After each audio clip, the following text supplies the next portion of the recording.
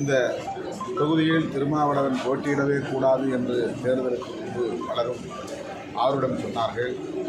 வேறெங்காவது போகட்டும் என்று அறிவுரை சொன்னார்கள். நான் சொன்னேன், இது எனது தாய்மடி, இந்த தொகுதியில்தான் நான் இருப்பேன். மக்கள் மீது எனக்கு நம்பிக்கை இருக்கிறது.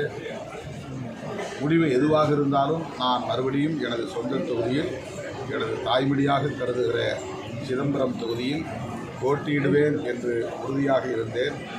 அந்த நம்பிக்கையோடு களம் இறங்கினேன். இன்றைக்கு 12 சுற்றுகளிலேயே 60,000 வாக்குகளுக்கு மேலான வித்தியாசத்தில் முன்னணியில் இருக்கிற வாய்ப்பை மக்கள் அளித்திருக்கிறார்கள். இன்னும் 11 சுற்றுகள் எண்ணப்பட வேண்டியிருக்கிறது. ஆகவே இத்தகைய ஒரு வெற்றியை வழங்கிய மக்களுக்கு, விழுப்புரம் தொகுதியிலும் விடுதலை சிறுத்தைகள் கட்சிக்கு பானை சின்னத்திற்கு வெற்றியை வழங்கியிருக்கிறார்கள்.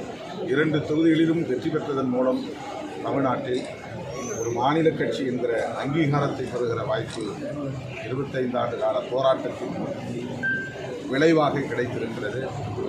ஒரு நீண்ட இடைவெளிக்கு பிறகு தமிழ்நாட்டிலே திமுக அதிமுகவுக்கு அடுத்து அங்கீகாரம் பெற்ற ஒரு கட்சியாக விடுதலை சிறுத்தைகள் கட்சி பரிணமித்திருக்கிறது. இத்தகைய அங்கீகாரத்தை வழங்கிய தமிழக மக்களுக்கு எனது நெஞ்சார்ந்த நன்றியை உரித்தாக்குகிறேன். மக்கள் விருப்பம் போல் செயல்படுவார்கள். பாதகம் செய்பவரை கண்டால் நாம் பயங்கொள்ளலாகாது பாப்பா, மோதி மிதித்து விடு பாப்பா, அவர் முகத்தில் உமிழ்ந்து விடு பாப்பா. அண்மை செய்திகளை உடனுக்குடன் தெரிந்து கொள்ள இணைந்திருங்கள் இயம்நாடு தொலைக்காட்சியுடன்.